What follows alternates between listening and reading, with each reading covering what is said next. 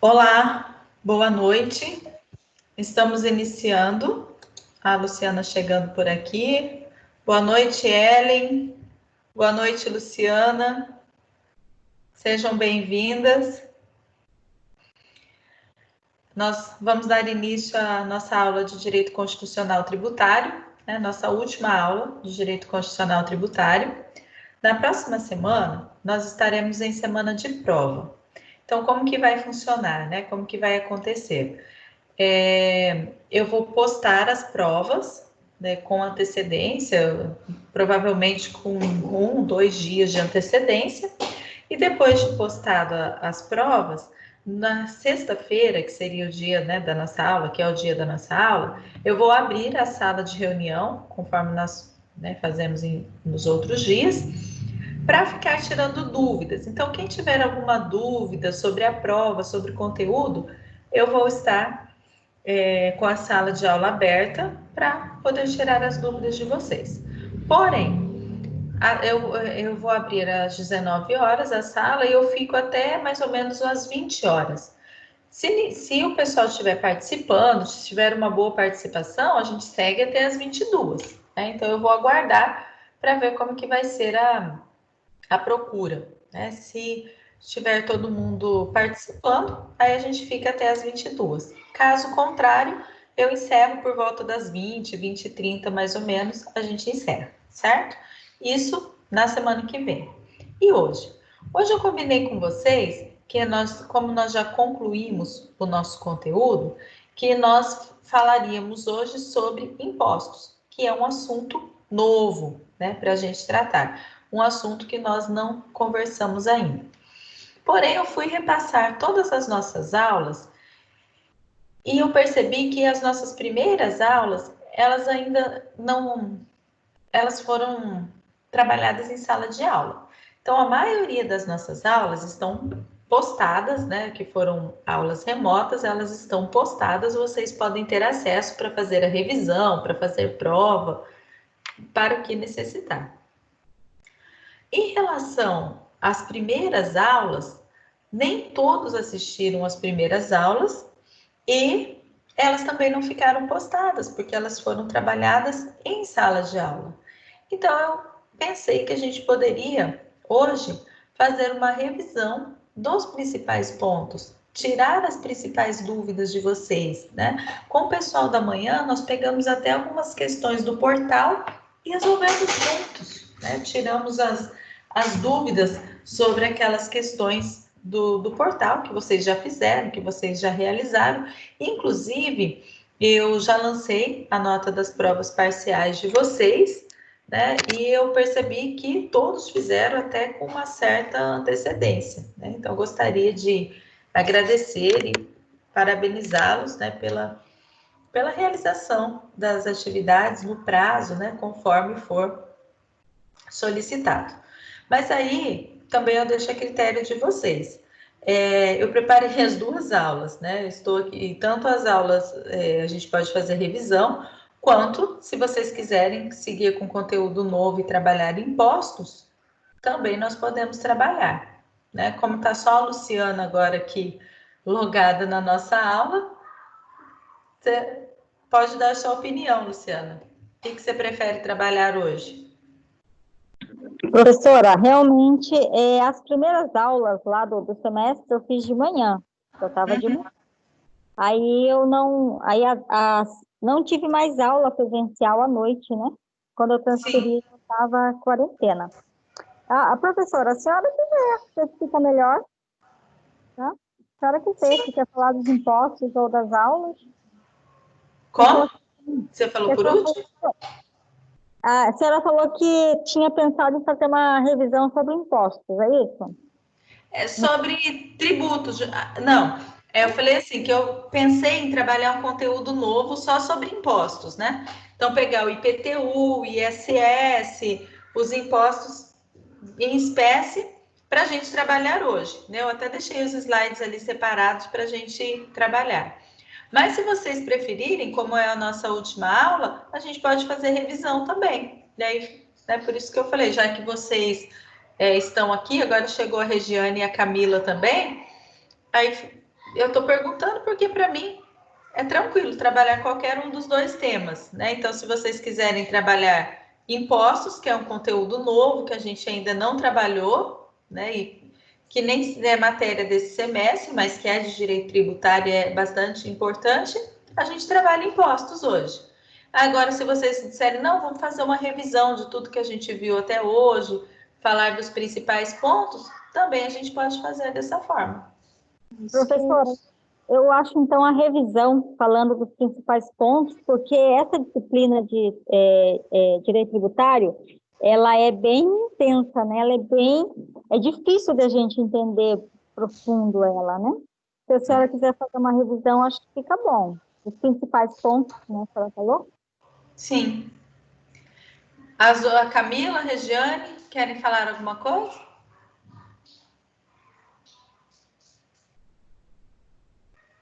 Bom, então nós vamos seguir com a Oi, revisão. professora. Oi, boa Boa noite, noite. Camila. Se Tudo você bem? puder falar sobre o crédito tributário, vou agradecer bastante, que é meu TCC, vai colaborar muito. Tá bom. Falamos também sobre crédito tributário. Vou começar com as espécies de tributos. Então, para mim é importante esse feedback de vocês, essa devolutiva, né? Por quê? Nós trabalhamos vários pontos, né? Aí vocês me falando, olha, ficou mais dúvida em relação a isso, quero trabalhar aquilo. Você deixou ela.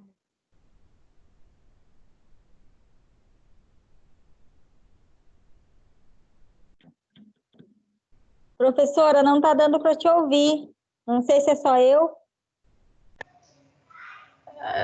Voltou. Meu microfone ficou mudo do nada aqui. Acho que eu não apertei. Não, o que eu estava dizendo é que eu acho importante esse feedback de vocês, né? Que vocês digam o que vocês querem estudar, porque às vezes fica uma maior dúvida em relação a um assunto, a outro, e eu não sei necessariamente, né, qual seria esses assuntos. Mas então nós vamos fazer assim. A primeira aula que nós trabalhamos foi espécies de tributo. Então, eu vou trabalhar hoje com vocês de novo, tá? As espécies de tributos e vou trabalhar o crédito tributário, então, conforme a Camila propôs aqui. E daí, sobrando tempo, a gente fala um pouquinho dos princípios também, competência tributária, que eu acho bem interessante também. Então, vamos, mãos à obra, né? Vamos começar. Nosso primeiro dia de aula, nós falamos do conceito de tributo. O conceito de tributo está previsto no artigo 3º do Código Tributário. Se vocês quiserem, né, acompanhar com o Código Tributário, artigo 3º do Código Tributário fala de espécies de tributo. E diz, conceito de tributo. E diz o quê? Tributo é toda prestação pecuniária, compulsória, prevista em lei, diverso de multa, né, diverso de penalidade pecuniária, instituído mediante lançamento.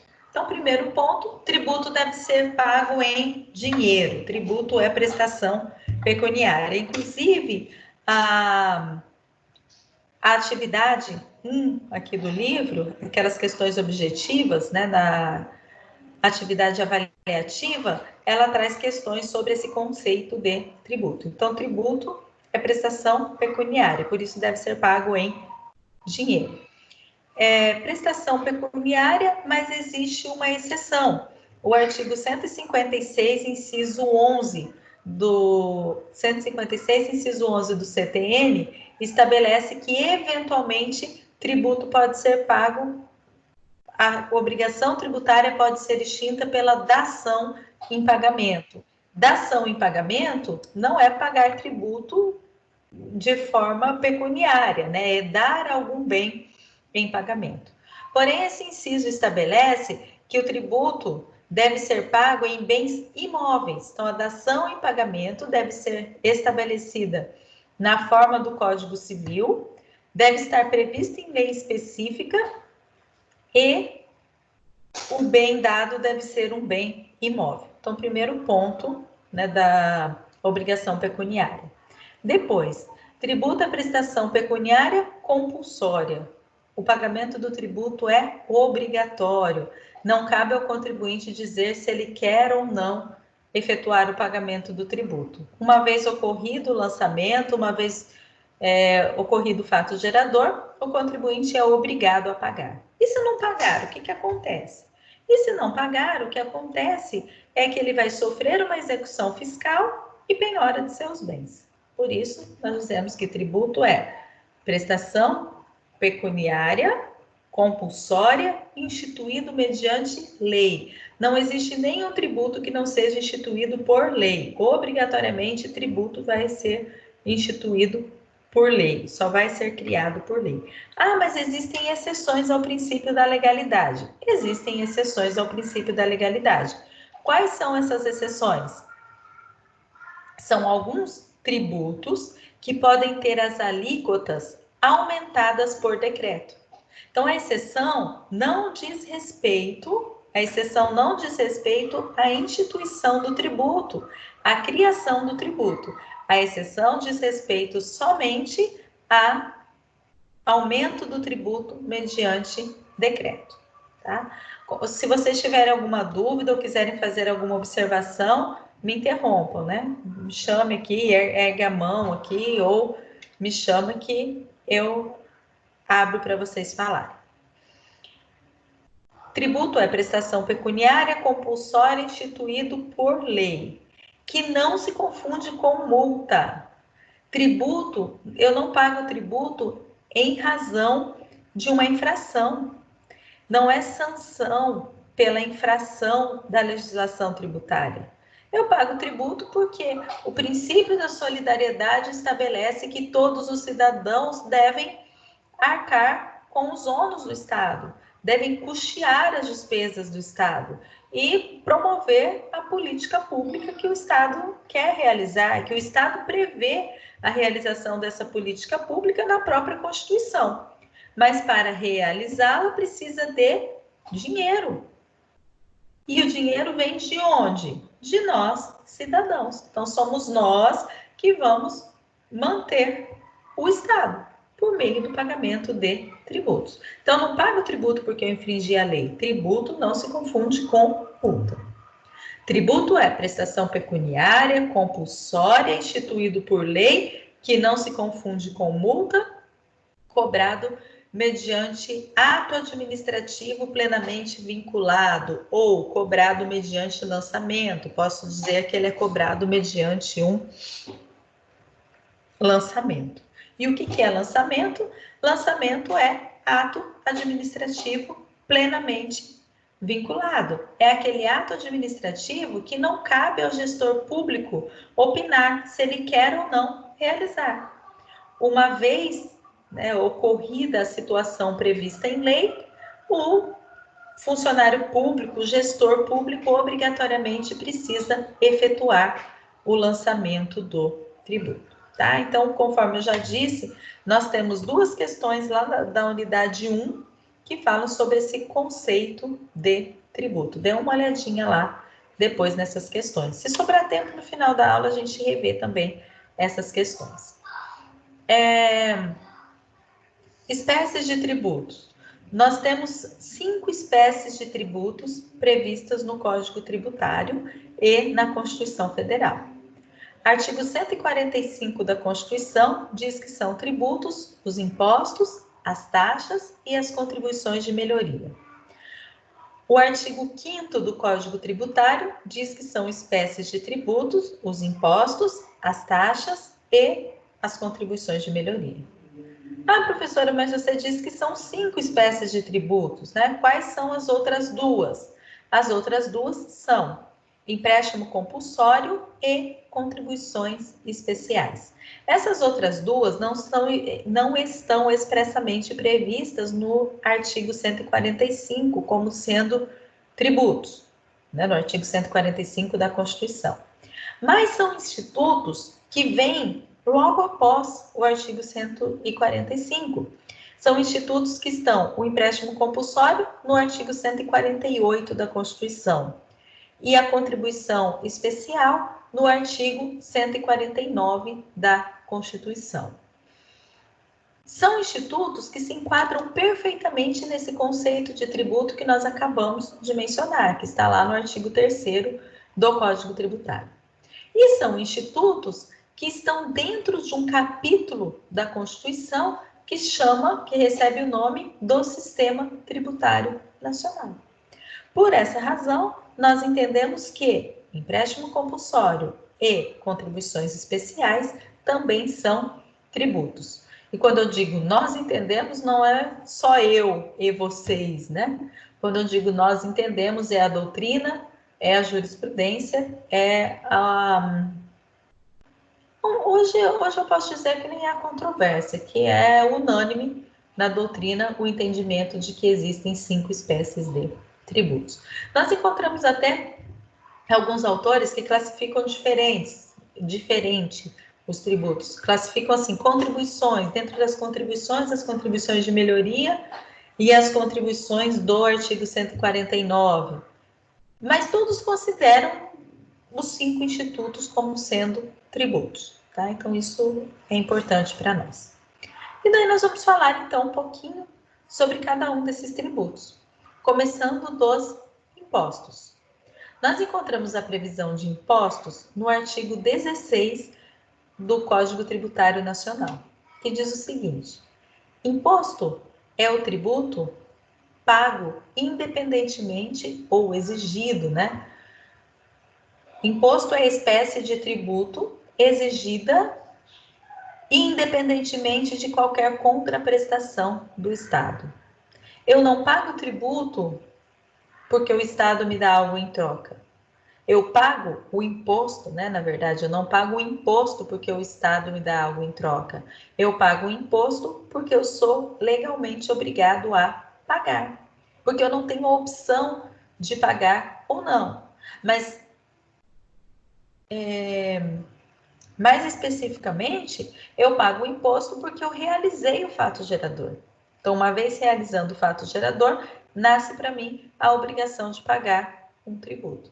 E a realização desse fato gerador é um ato privado, é um ato meu, que eu realizei, independentemente de qualquer atividade estatal, de qualquer contraprestação estatal. Então, só para exemplificar, eu pago IPTU porque eu sou proprietária de um imóvel urbano. Eu pago IPVA porque eu sou proprietária de um veículo automotor. E isso independe de qualquer coisa que o Estado me dê em troca. Eu não pago IPTU porque tem asfalto na minha rua.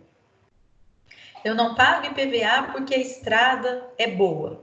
Não, eu pago IPVA porque eu sou proprietário de veículo automotor. E isso independe de qualquer coisa que o Estado me dê em troca. Então, eu não posso dizer que eu não vou pagar IPTU porque não tem asfalto em frente à minha casa.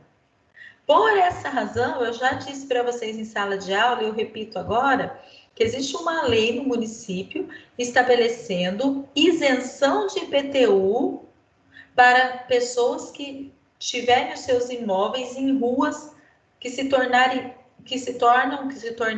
intransitáveis em razão da má conservação, em razão dos buracos, em razão da erosão, da falta de asfalto, da falta de conservação.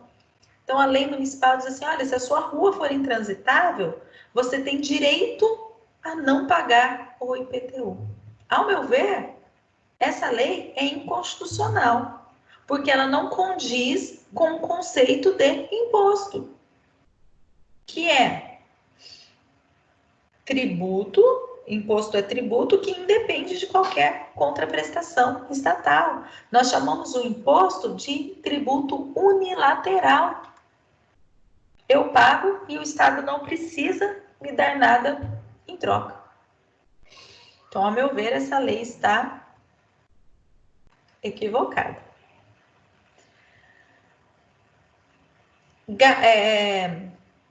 A Constituição estabelece no artigo 167, 164, hein? 167, parágrafo 4º, estabelece que é vedada a vinculação da receita dos impostos a uma despesa específica ou a um fundo específico. Então, não pode ter uma lei vinculando a receita dos impostos a um gasto específico, a uma despesa específica ou a um fundo específico. Por quê, gente? Porque, de acordo com a doutrina, de acordo com os tributaristas, o dinheiro dos impostos serve para a manutenção do Estado, gastos gerais do Estado. E o que a Constituição estabelece sobre os gastos do Estado? Como eles serão definidos? Os gastos gerais do Estado serão definidos pela lei orçamentária, que é de iniciativa do Executivo e aprovada pelo Legislativo. Todo ano é feita uma lei orçamentária anual para que o chefe do Executivo gaste o dinheiro dos impostos com essa previsão legal. E essa lei orçamentária, ela é redigida, ou pelo menos ela deve ser redigida, de acordo com o interesse público. O que o município de Rondonópolis precisa hoje? Então, agora, junho, julho, são os meses em que a lei orçamentária para 2021 será aprovada. Então, o Executivo e o Legislativo devem definir o que Rondonópolis precisa para 2021. Precisa de recapeamento asfáltico, precisa de uma ponte nova, precisa de um hospital novo? É a lei orçamentária que vai estabelecer quais são as prioridades, quais são as necessidades. Então, o dinheiro dos impostos deve ser gasto para implementar as necessidades estabelecidas na lei orçamentária, que muda de um ano para o outro. Por isso, a receita dos impostos não pode estar vinculada a uma despesa. Porque, por exemplo, o artigo 67 do Código Tributário estabelece que a receita do IOF vai ser vinculada a um fundo específico. O STF já disse que é inconstitucional, que o artigo 67 do CTN não foi recepcionado pela Constituição de 88. Porque o texto é de 66, né? E a Constituição de 88 diz que é vedado vincular a receita de impostos. Por que é vedado? Porque o gestor ele tem que ter liberdade para gastar o dinheiro dos impostos. Né? Senão fica, olha, esse dinheiro é para saúde, esse é para educação, esse é para transporte, esse é para isso, esse é para aquilo, e daí ele não tem discricionariedade nenhuma para administrar. Então, por essa razão, é vedado a vinculação. Então, imposto, tributo unilateral. Imposto é tributo de competência privativa. Cada ente federativo tem a sua competência específica. Então, o município tem a sua competência para instituir impostos, Estado tem a sua competência para instituir os impostos, conforme está previsto na Constituição, e a União para instituir os impostos dela, os impostos federais. Então, tributo de competência privativa. Segundo imposto. Segundo tributo, né? Eu também confundo. Às vezes eu confundo, né, as palavras imposto e tributo. Então, nós não podemos confundir. Por quê? Tributo é gênero e imposto é uma das espécies de tributo. Então, nós vamos para a segunda espécie de tributo, que é a taxa. A taxa, ao contrário do imposto, é chamada de tributo bilateral. Bilateral exatamente porque existe uma contrapartida. O contribuinte paga a taxa e recebe algo em troca. Recebe uma prestação de um serviço, recebe um serviço público específico e divisível. Então, por essa razão, nós dizemos que a taxa é um tributo bilateral. E a Constituição Federal, ela estabelece o fato gerador da taxa. Estabelece também o fato gerador dos impostos, né? A Constituição estabelece o fato gerador de cada um dos impostos. E estabelece também o fato gerador das taxas, dizendo que a União, os estados, os municípios e o Distrito Federal podem instituir taxas em razão do exercício de poder de polícia do Estado ou em razão da prestação de um serviço público específico e divisível. Então, nós podemos afirmar que são dois fatos geradores da taxa: exercício do poder de polícia do Estado e prestação de serviço público específico e divisível. Pode vir.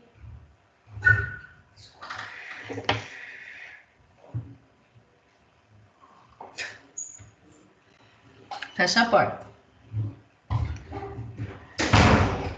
Então, esses são os dois fatos geradores da taxa. O que nós temos que chamar a atenção? Quando eu falo em serviço público específico e divisível, o serviço público específico é aquele em que eu posso identificar para quem foi prestado. Ele foi especificamente prestado para fulano. Talvez eu não tenha identificado, todos aqueles que foram beneficiados com o serviço, mas há uma possibilidade de identificar. Os tomadores de serviço são contribuintes identificáveis. E quando eu falo em serviço divisível, tem como quantificar o quanto cada um está utilizando do serviço público. Então, isso é muito interessante. O que a OAB já cobrou um monte de vezes na prova? Essa questão do serviço específico e divisível. Estabelecendo o seguinte, uma questão que eu estou lembrando agora, sobre taxa. Se poderia ser cobrado taxa de limpeza pública. Taxa de limpeza pública em relação à limpeza dos logradouros públicos, das praças, para realizar a varredura das ruas. Então, se poderia haver a cobrança de uma taxa. E a resposta é não, seria inconstitucional. Por quê? Serviço de limpeza urbana, não limpeza pública, mas serviço de limpeza urbana não é serviço específico e divisível. Eu não consigo identificar quanto eu me beneficio da limpeza urbana e quanto você se beneficia. E quem se beneficia ou não da limpeza urbana. Foi realizado limpeza em todas as ruas de Rondonópolis, Eu passo ali diariamente ali no Horto Florestal, tem algumas pessoas varrendo as ruas ali do horto, tirando as folhas. E todos os dias eles varrem, catam aquelas folhas, e todos os dias está cheio de folha e tem que varrer de novo. Quem se beneficia dessa limpeza? Eu, que estou lá caminhando? Você, que nunca foi lá? Então, esse serviço de limpeza urbana, de limpeza em ambientes públicos, deve ser custeada pela despesa dos impostos. Porque os ambientes públicos, eles devem ser mantidos limpos, cuidados. Essa questão, pintou meio fio, esse trabalho vai ser custeado pela receita dos impostos, porque todas as pessoas se beneficiam com isso. E não dá para estabelecer quem usa mais e quem usa menos. O mesmo se dá com a iluminação pública. Também nós já comentamos sobre isso. Que quando os municípios começaram a instituir taxas de iluminação pública, o STF disse que era inconstitucional, não pode ser cobrado taxa de iluminação pública, porque serviço de iluminação pública não é específico e divisível. E aí a Constituição recebeu uma emenda, a emenda 39, se eu não me engano, a emenda 39, que permitiu, que inseriu na Constituição a possibilidade de criar a contribuição de iluminação pública. Então, taxa não pode, é inconstitucional, mas contribuição de iluminação pública pode. Não consigo entender muito bem, mas foi o jeito que deram para cobrar a contribuição de iluminação pública. Ah, mas e a taxa de coleta residencial de lixo? Aí é outra coisa, gente. Quando o caminhão do lixo vai até a sua casa, pega o saquinho do seu lixo que você deixou no portão e leva embora lá para o aterro sanitário, isso é serviço específico e divisível. Porque veio o caminhão da prefeitura especificamente na sua casa e pegou o seu lixo. Então, dá para identificar para quem o serviço foi prestado. E, pelo menos, quantificar mais ou menos, né, o quanto do serviço você está utilizando. Então, esse serviço é, sim, específico e divisível. E a outra discussão é que também, eu lembro que essa aula, nós estávamos em sala de aula quando comentamos sobre isso, quando discutimos sobre isso, eu disse para vocês que a outra polêmica em relação às taxas é essa taxa de incêndio, né, a TACIM, que inclusive existe uma ação no STF pedindo que seja declarada a inconstitucionalidade da TACIM, aqui no estado do Mato Grosso. Ainda não foi declarado, mas está suspensa a cobrança, né? Tem uma decisão do STF do final do ano passado, de novembro de 2019, estabelecendo a suspensão da cobrança da taxa. O que é a TACIM? É a taxa de prevenção de incêndio, que é paga por todos os estabelecimentos empresariais para fins de custear a prevenção de incêndio, serviços de prevenção de incêndio.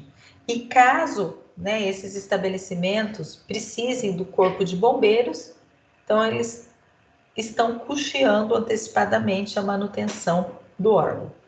O problema é, outro dia conversando até com um colega de vocês, né, sobre isso, ele disse, olha, a taxa não fica para o corpo de bombeiros, é cobrado pela Cefaz e na Cefaz fica.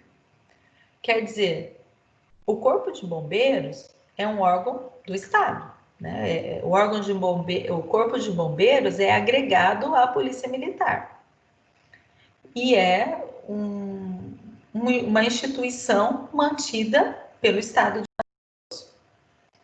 Então, quando é cobrada essa taxa, não é para manter a instituição, porque a instituição já é mantida pelo dinheiro dos impostos e fica uma arrecadação extra, né, para a Cefaz, para o estado do Mato Grosso. Então, se ainda fosse cobrado pelo próprio Corpo de Bombeiros e ficasse para eles, vamos dizer, para manutenção dos carros, ainda vamos lá. Mas mesmo assim é inconstitucional. Por quê? Porque qual que é o serviço do Corpo de Bombeiros? Dentre eles, combate a incêndio, mas junto com a Polícia Militar, segurança pública. E segurança pública, de acordo com o artigo 144 da Constituição, é dever do Estado e direito de todos. Ninguém tem direito a mais ou menos à segurança pública. E o Estado não tem dever com um ou com o outro, é com todos. Então, se é um serviço que é geral, que é dever do Estado e direito de todos, não é serviço específico e divisível. Não é porque nunca pegou fogo na minha casa que eu não tenho direito à segurança pública. Né? Não é porque nunca roubaram minha casa ou porque a polícia nunca me prestou um serviço especificamente que eu não tenha direito a esse serviço. Então, os serviços do Corpo de Bombeiros, da Polícia Militar, é serviço de segurança pública, que deve ser mantido pela receita dos impostos. Então, tá aí a inconstitucionalidade da TACIM. Não é serviço específico e divisível. E esse foi o entendimento do STF para suspender a cobrança, mas ainda não é definitivo, tá? Por enquanto é só uma suspensão no pagamento. Bom, então falamos de taxa em razão da prestação de um serviço público específico e divisível. A outra razão pela qual pode ser cobrada a taxa é para prestação, para o exercício do poder de polícia. E exercício do poder de polícia está atrelado, está ligado à fiscalização, ao poder de fiscalização que é atribuído ao Estado. Então, o Estado tem o poder, dever de fiscalizar a atividade individual em prol da coletividade. Muitas vezes, limitar a ação particular em prol do coletivo. O artigo 78 do Código Tributário fala, né, do exercício do poder de polícia, falando que é a fiscalização em relação à saúde, ao bem-estar, ao meio ambiente, à política de produção e de mercado, várias situações. Então, a fiscalização ela está relacionada a todos esses entes, né, a todos esses âmbitos. Então, segurança, saúde, paz e sossego, né, o sossego social, higiene. Então, vigilância sanitária, por exemplo, né, realiza serviços relativos ao exercício do poder de polícia do Estado. Órgãos, instituições que promovam a poluição estão sujeitas ao exercício do poder de polícia do Estado. Porém, não precisa que o serviço seja, no caso do serviço público, né, vou voltar a falar um pouquinho do serviço público, específico e divisível. Não é necessário que ele seja efetivamente prestado, basta que ele seja potencialmente prestado. Então, serviço público efetivamente prestado é quando o contribuinte utiliza do serviço. Por exemplo, eu pago a taxa de coleta de lixo e deixo o meu lixo ali na rua e o gari, né, o funcionário da prefeitura, leva o lixo. Serviço potencialmente prestado, vamos dizer que eu viajei e não deixei lixo na rua, mas o caminhão veio todos os dias para ver se eu tinha deixado o lixo ali na frente ou não. Então, o serviço está sendo potencialmente prestado. Embora eu não esteja deixando o lixo na rua, ele é potencialmente prestado. Em relação ao exercício do poder de polícia, a jurisprudência diz que o serviço é potencialmente prestado quando o órgão é estruturado para a prestação do serviço. Então, imagine o seguinte: vigilância sanitária. Existe um órgão estruturado para fazer a fiscalização da vigilância sanitária, mas não fez no meu estabelecimento. Mesmo assim, eu tenho que pagar a taxa de inspeção? Tem, para manter o órgão estruturado, para que ele realize a inspeção quando for necessário. Tá? Mas aí eu vou pagar a taxa sabendo que a vigilância sanitária pode vir e fechar o meu estabelecimento? Vai, porque você vai pagar a taxa para garantir a segurança dos terceiros e não a sua.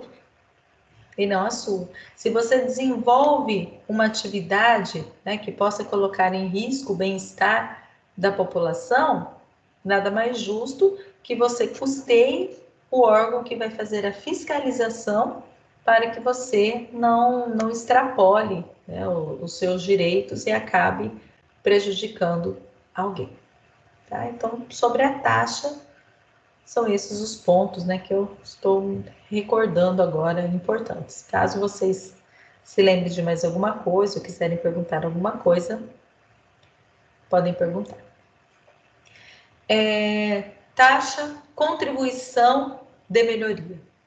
Contribuição de melhoria também é um tributo bilateral que o contribuinte paga porque ele tem uma devolução, porque ele tem uma vantagem econômica, porque teve um imóvel valorizado.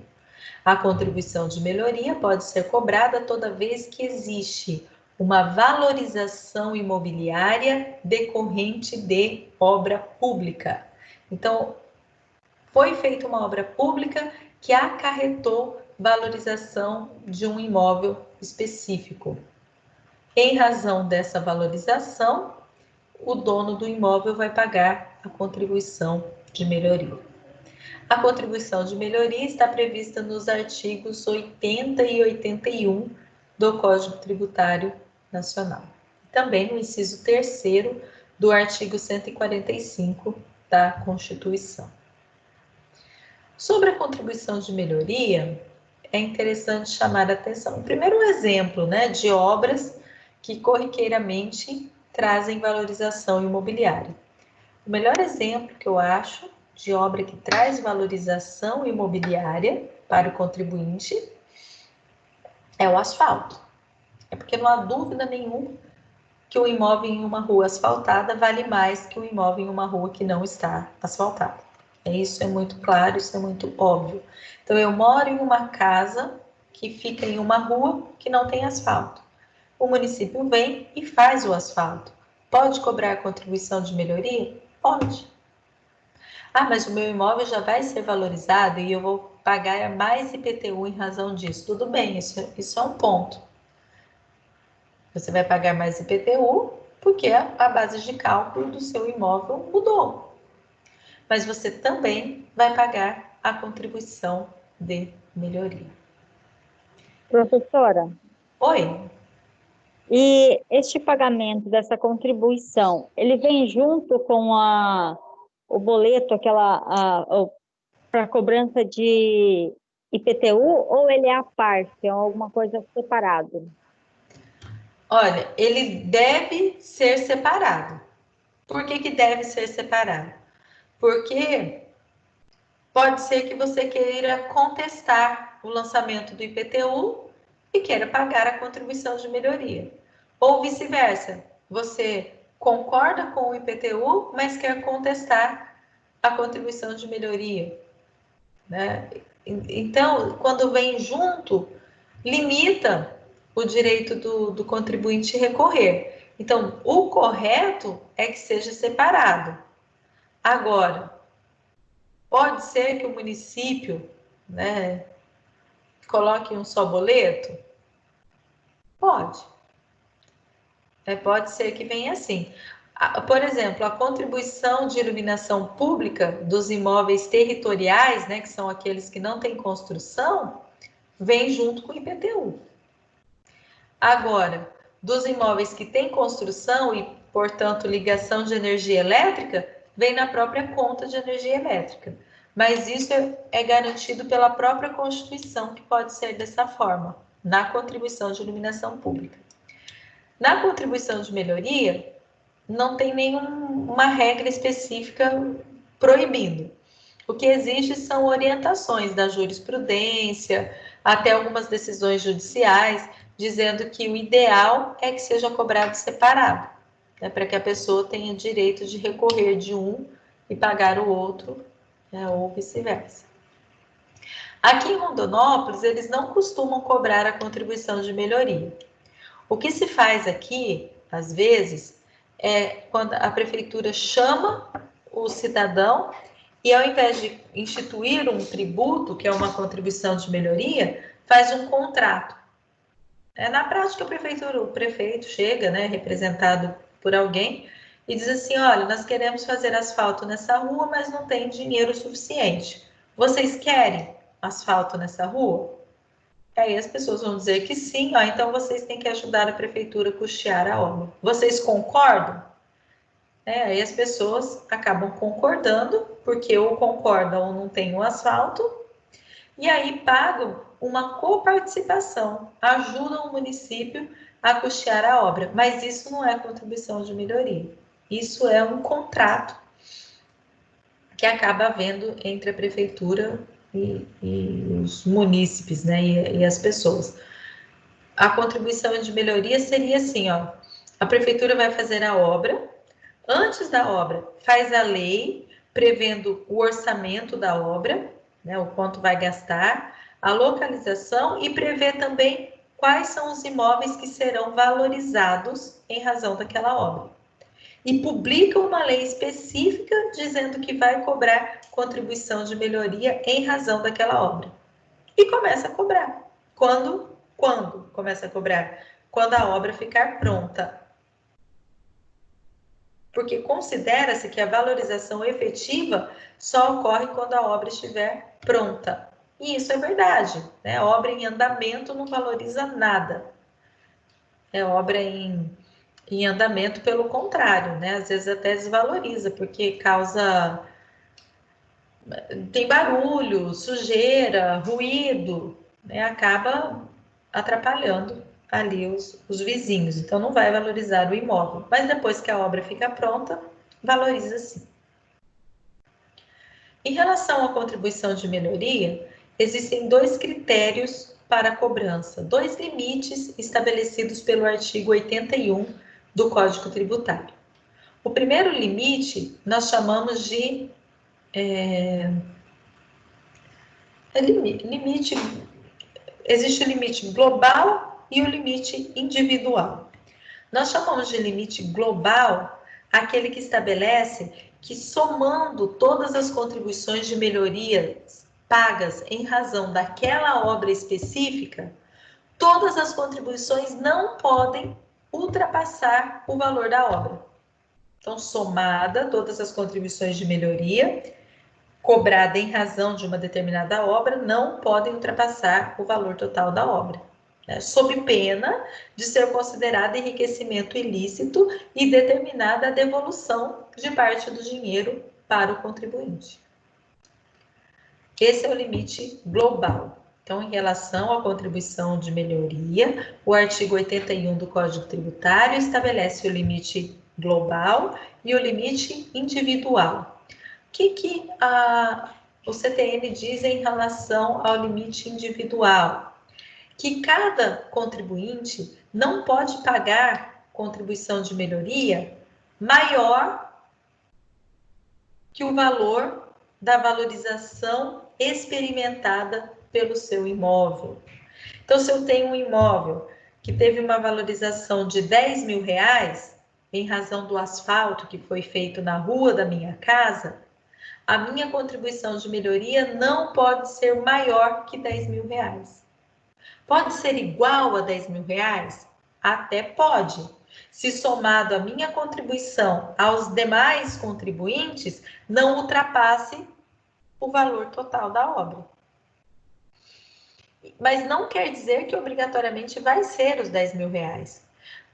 Os R$10.000 é a base de cálculo da contribuição de melhoria, que pode ser cobrada no valor de 100%, e daí seria os mesmos R$10.000, que pode ser cobrada 50% do valor da valorização individual, 10%, 5%, né? Então, no caso, 5% de 10.000, você pagaria, então, R$500 de contribuição de melhoria. Então, quem vai estabelecer o valor da contribuição de melhoria é a lei específica sobre aquela contribuição de melhoria. Cada contribuição de melhoria tem que ter uma lei específica descrevendo qual obra será realizada, qual o custo da obra, em quais situações será realizada e de quem será cobrada a contribuição. Então, essa lei vai estabelecer tudo isso. Fez a obra, encerrou, o fato gerador da contribuição de melhoria é instantâneo. Terminou a obra, ocorreu o fato gerador da contribuição. Ele é instantâneo, mas ele é também único. Paga-se uma única vez. Então, você não vai ficar pagando contribuição de melhoria todo ano em razão dessa valorização. Valorizou o seu imóvel? Paga a contribuição de melhoria. Pagou? Pronto, não vai pagar de novo. Isso não quer dizer que eu tenha que pagar em uma única parcela. Pode até ser que seja parcelado várias vezes, mas é a mesma contribuição, né? Não são várias, é uma só parcelada. Bom, então falamos, tá? E só mais uma observação rápida. Em relação à contribuição de melhoria, a lei que estabelecer a criação dessa contribuição de melhoria tem que ser específica e descrever, então, a localização da obra, o tamanho da obra, o valor da obra, os imóveis beneficiados, nós chamamos a zona de beneficiamento. Então, qual a área será beneficiada, ou melhor, valorizada por aquela obra. Não pode ser cobrada contribuição de melhoria em razão do simples benefício do imóvel. Tem que haver uma valorização efetiva e não simples benefício do proprietário do imóvel. Benefício é uma coisa que é boa, que traz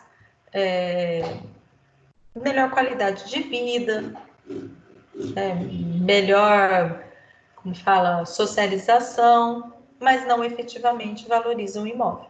Tá? Então, para cobrar a contribuição de melhoria, tem que efetivamente trazer uma valorização imobiliária. Falamos do imposto, das taxas, da contribuição de melhoria. Vamos falar agora do empréstimo compulsório.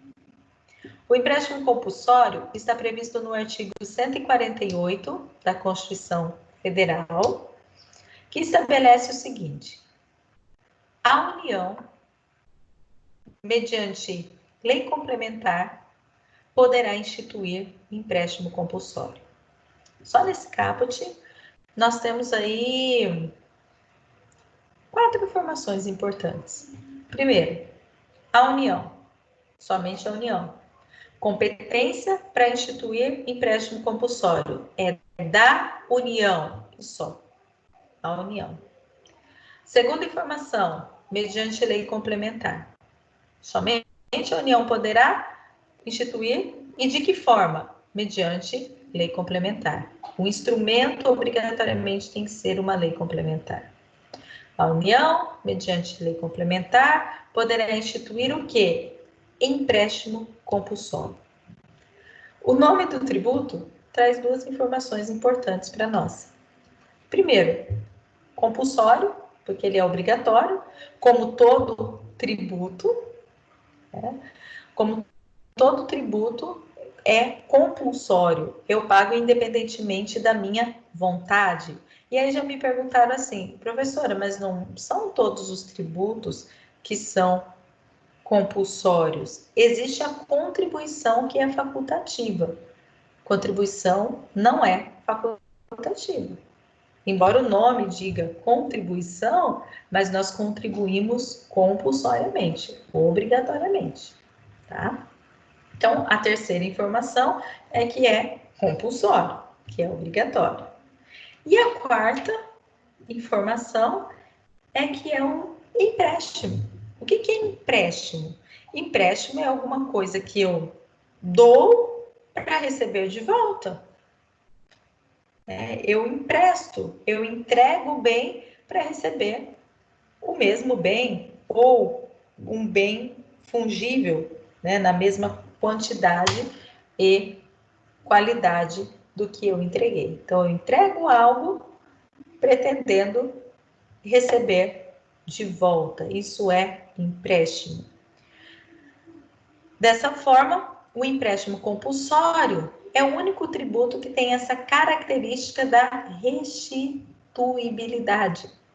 O empréstimo compulsório é compulsório, tem essa característica da compulsoriedade, tem a característica da restituibilidade, só pode ser instituído mediante lei complementar e é de competência privativa da União.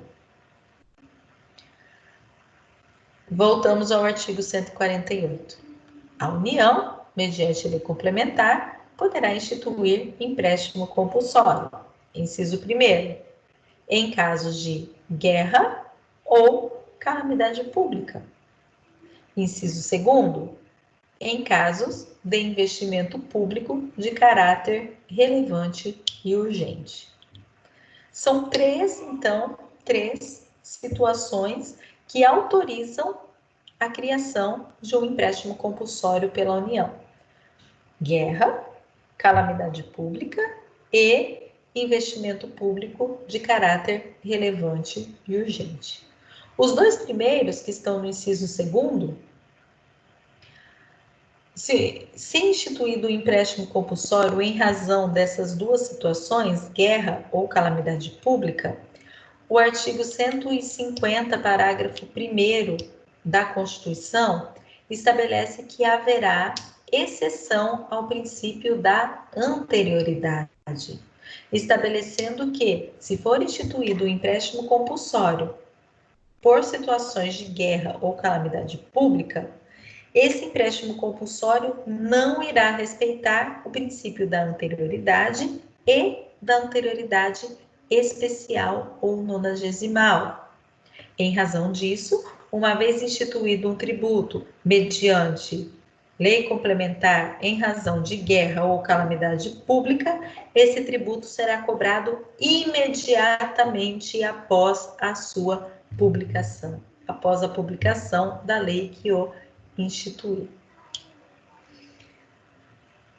Já se o empréstimo compulsório for instituído em razão de investimento público de caráter urgente e relevante, conforme está previsto no inciso 2º do artigo 148, esse empréstimo compulsório não é exceção ao princípio da anterioridade e nem da anterioridade nonagesimal, tendo que respeitar esses dois princípios, ou seja, só será cobrado no exercício financeiro seguinte e após passado 90 dias entre 90 dias da publicação da lei que o instituiu, certo? Então, sobre empréstimo compulsório, isso é bastante importante nós chamarmos atenção. Outro ponto. Parágrafo único do artigo 148.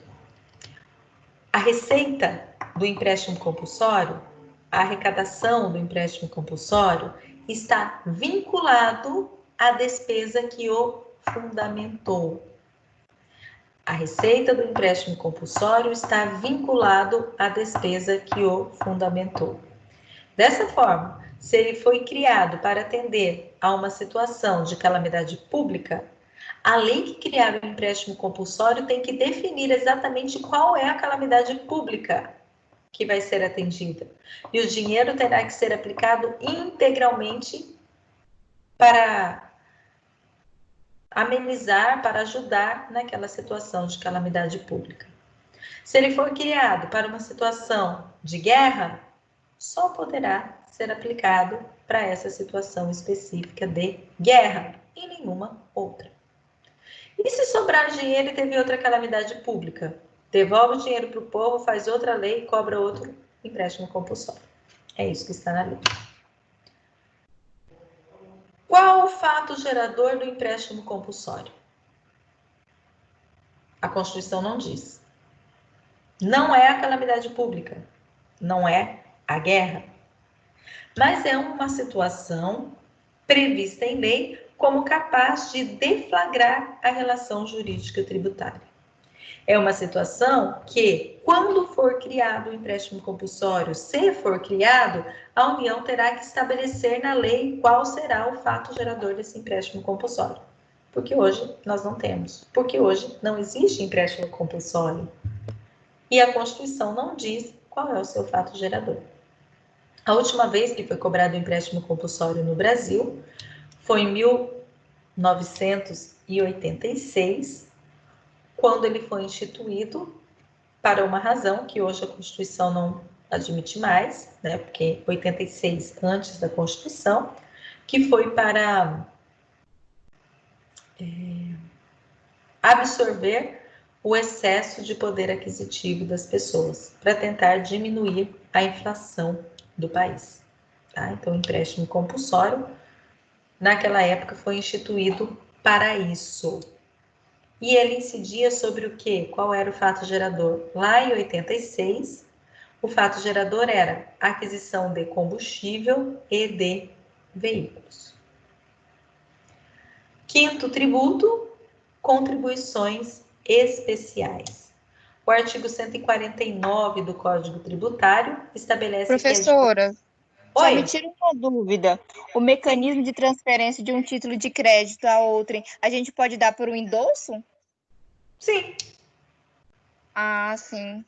A forma comum de transferência dos títulos de crédito é o endosso. A maioria deles, né, se dá pelo endosso. Aí tem algumas situações que impedem que o endosso represente, né, a transferência do crédito previsto no título, que é inserir uma cláusula não à ordem, por exemplo, no título. Mas, em regra, os títulos de crédito, o instituto hábil para a transferência dos títulos de crédito é o endosso. Ah, sim, entendi. Obrigada. De nada.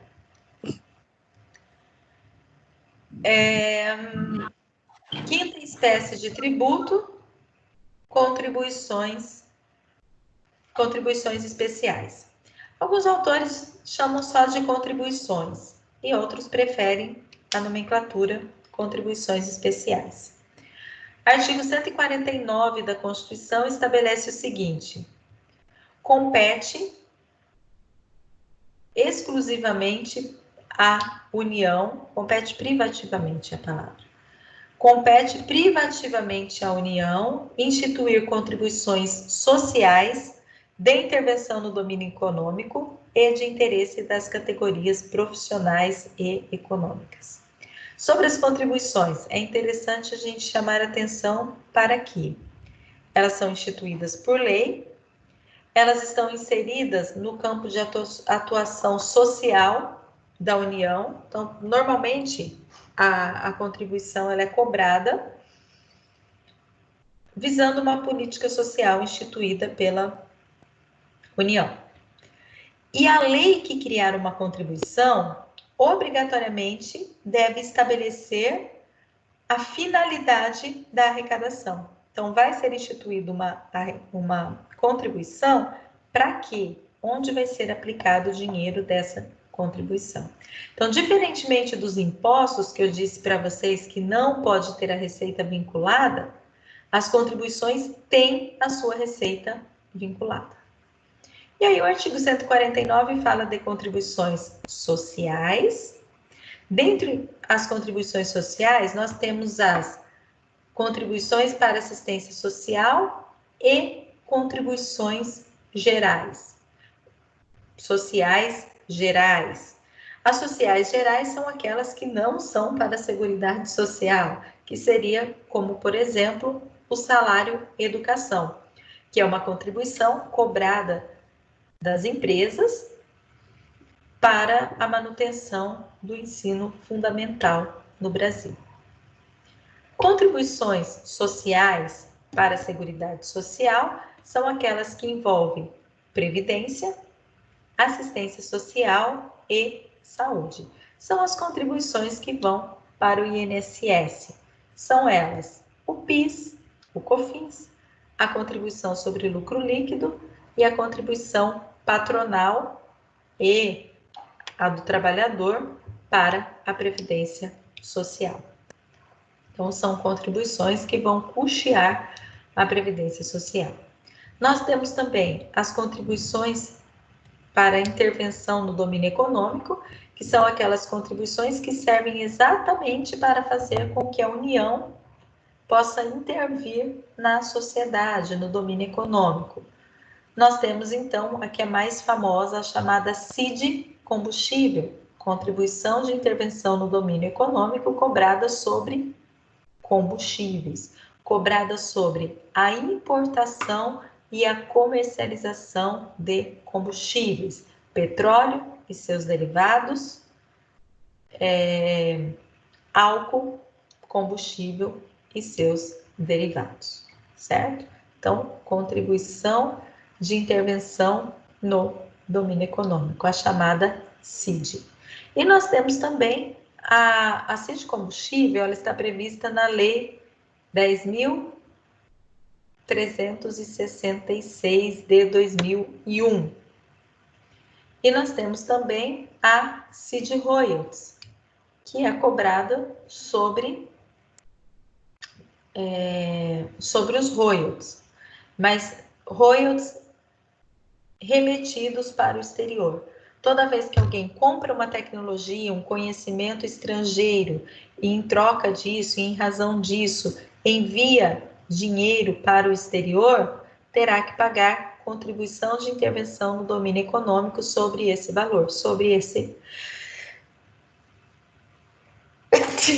Desculpa. Sobre esse dinheiro, sobre esse valor que é pago. Então, contribuições sociais, a previdenciária e as contribuições sociais gerais.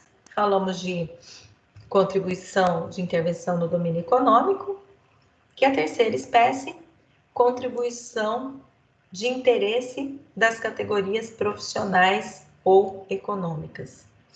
E aí nós temos as contribuições pagas para os órgãos de classe. Então, Conselho Regional de Medicina, Conselho Regional de Arquitetura e Engenharia,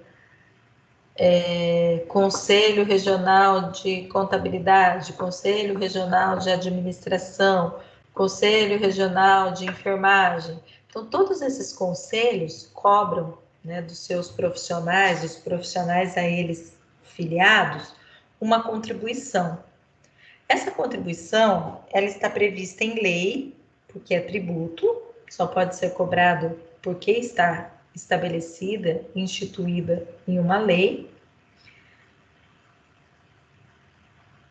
Fugiu agora o que eu ia falar. Essa contribuição é instituída por uma lei, será cobrado de todos os profissionais que fazem parte desses conselhos de classe e é cobrada em razão do interesse público que essas profissões representam. Esses órgãos de classe são como que intermediários, né, como delegados do Estado para organizar e normatizar e fiscalizar também a prática de profissões que sejam de interesse público. Então, essas contribuições são instituídas por lei, mas são cobradas pelos órgãos de classe. Essas contribuições que são criadas pelo Estado, mas cobradas por um outro órgão, recebem o nome também de contribuições parafiscais.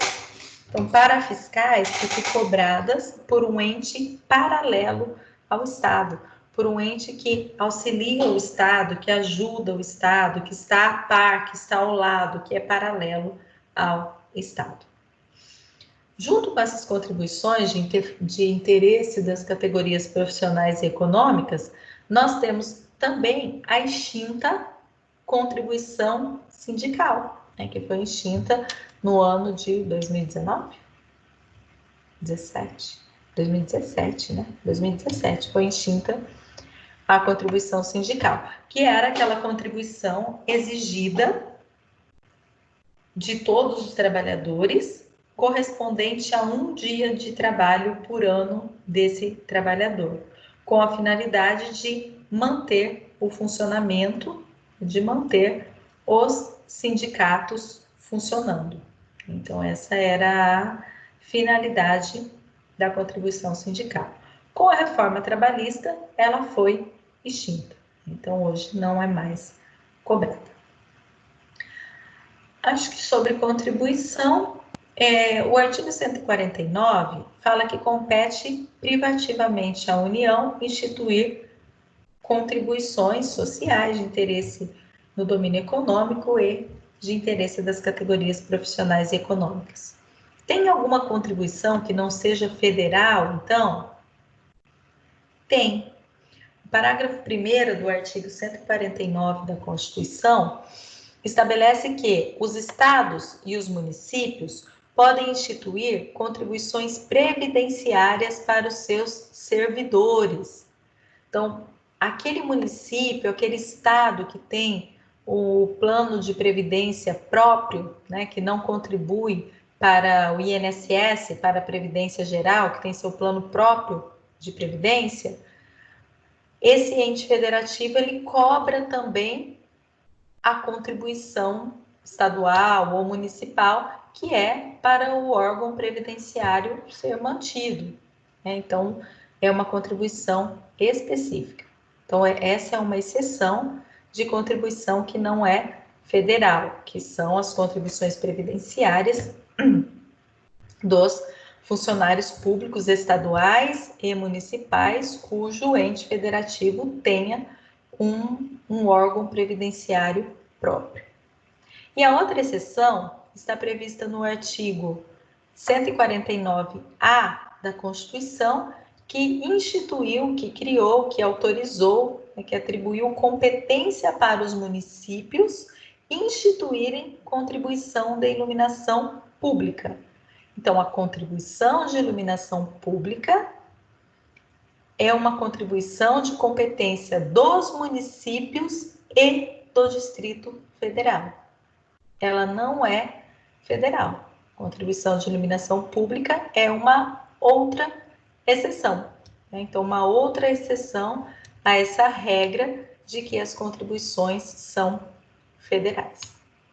Certo, gente? Então, nós falamos de forma bem rápida, né, das 5 espécies de tributos, e aí, na sequência, nós vamos falar de crédito tributário.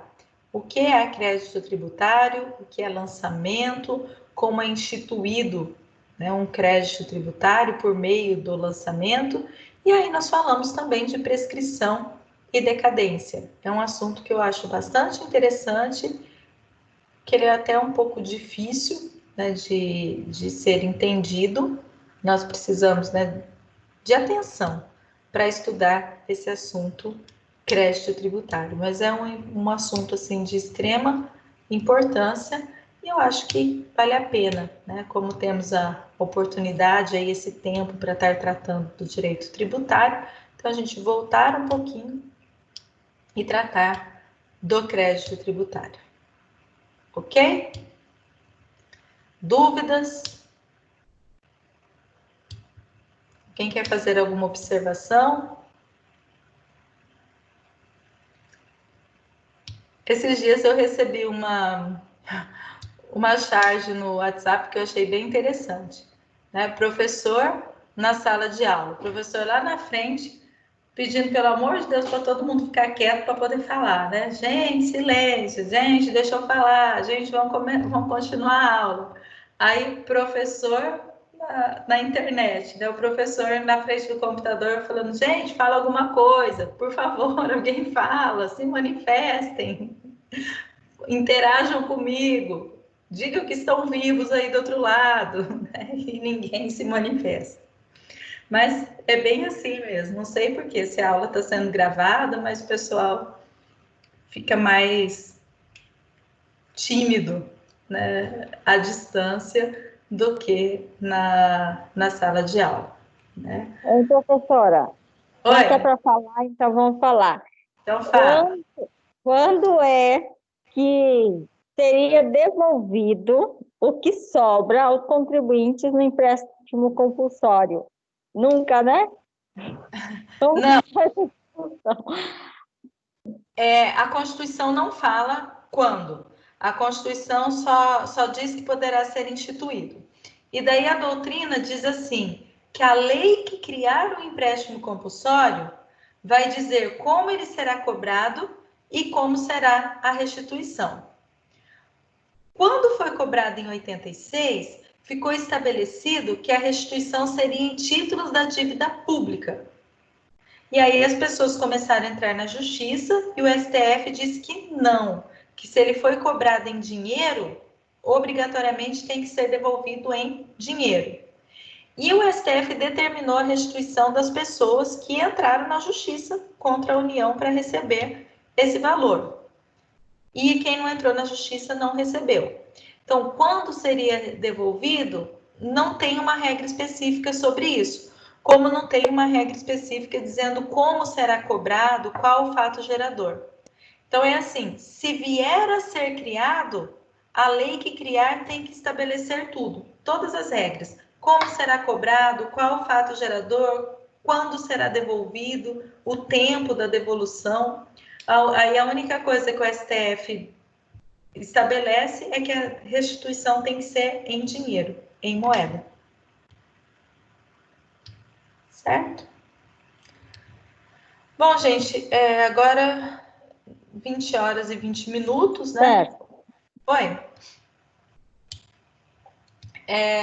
Vamos parar um pouquinho, então, para o intervalo e nós voltamos às 20 horas e 45 minutos, né? Conforme a previsão aí do nosso horário de aula. Tá? Então, eu vou parar de gravar aqui para a gente fazer o intervalo e voltamos